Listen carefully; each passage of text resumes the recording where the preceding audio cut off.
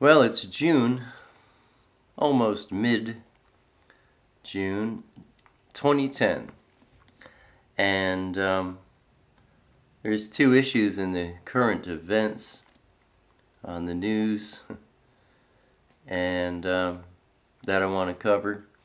One has to do with this flotilla incident with Israel and Hamas. And number two, the Gulf oil spill. Number one, I want to talk about Israel and the flotilla incident.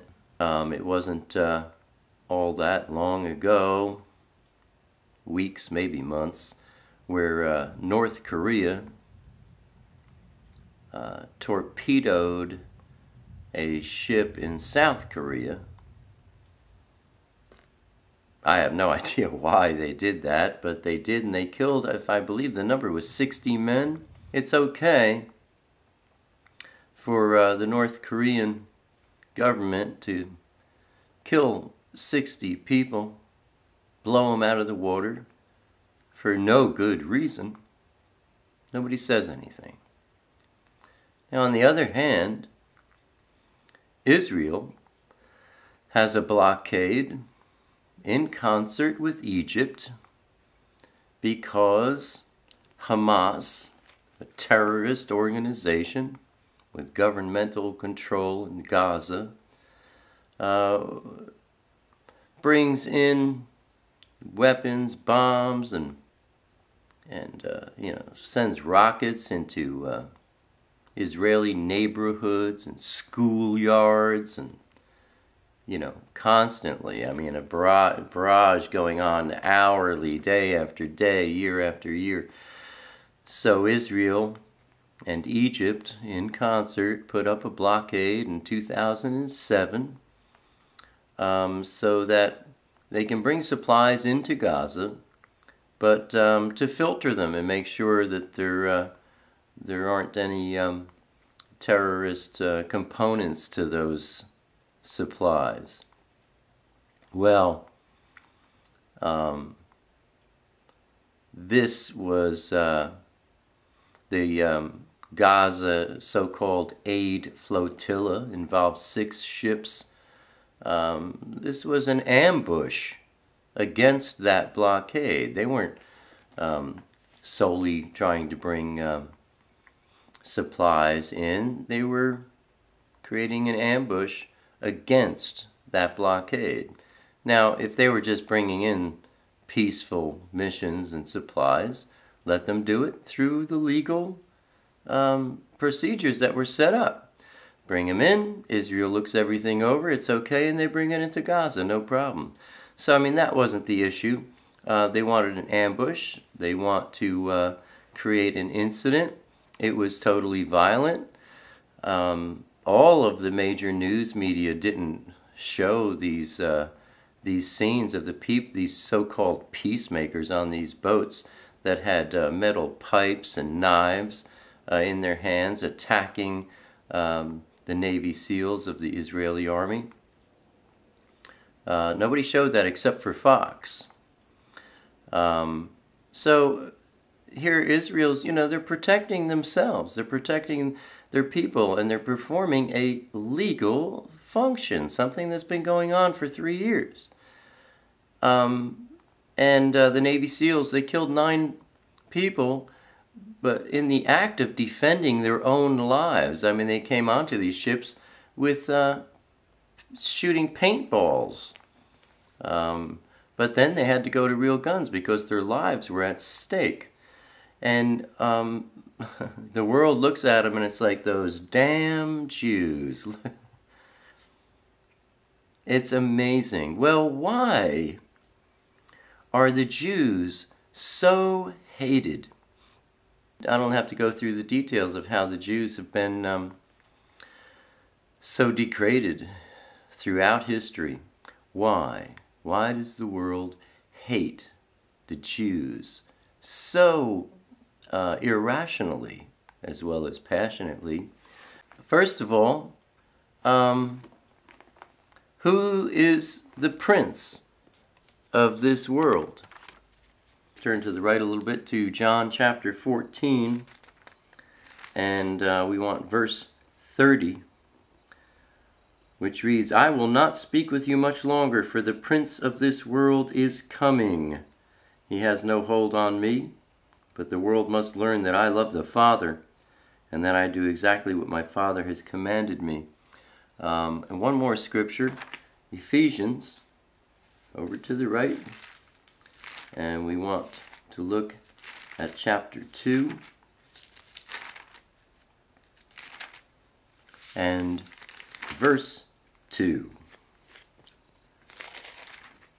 which reads, well, we'll start at verse 1. As for you, you were dead in your transgressions and sins in which you used to live when you followed the ways of this world and the ruler of the kingdom of the air, the spirit who is now at work in those who are disobedient. The prince of this world is Satan.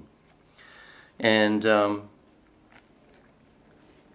we are in his house, you might say. I want to take a look at in the book of Luke, chapter 13, and verse 34, which reads, O Jerusalem, Jerusalem, you who kill the prophets and stone those who sent you, how often I have longed to gather your children together as a hen gathers her chicks under her wings, but you were not willing. This is Yeshua, Jesus Christ, speaking. Look, your house is left to you desolate. I tell you, here's an important point, you will not see me again until you say, Blessed is he who comes in the name of Yahweh. In other words, Jesus is saying here that you will not see me again until you call out for me. Another way of putting it is, the second coming will not occur until Israel recognizes that Yeshua HaMashiach, Jesus Christ, is and was their Messiah.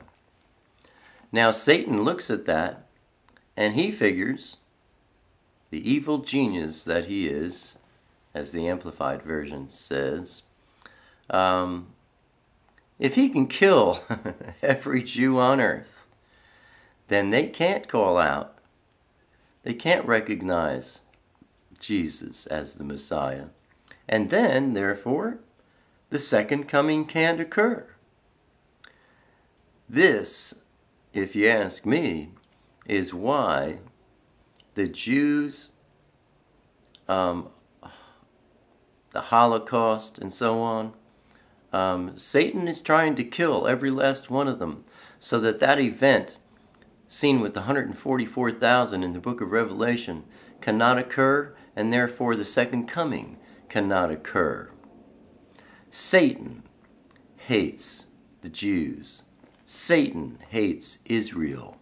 And it is the spirit of Satan influencing others to hate Israel and to want to kill Israel. Take a quick peek at the book of John, chapter 8, verse 42 and on. Yeshua, Jesus, said to them, If God were your Father, you would love me, for I came from God, and now am here. I have not come on my own, but he sent me.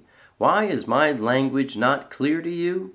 Because you are unable to hear what I say. You belong to your father, the devil, and you want to carry out your father's desire. He was a murderer from the beginning, not holding to the truth, for there is no truth in him. When he lies, he speaks his native language, for he is a liar and the father of lies, and so on. The seed of Satan are liars and murderers. And one final note is from the first book, Genesis, chapter 12, Verse 3, where Yahweh, Abba Father, the creator of heaven and earth, says regarding Israel, regarding the Jews, I will bless those who bless you, and whoever curses you I will curse. And all peoples on the earth will be blessed through you. Why? Because of the Messiah. But I will bless those who bless Israel, and whoever curses Israel, God will curse. So, would you dare risk allowing hatred in your heart for the Jews? I wouldn't.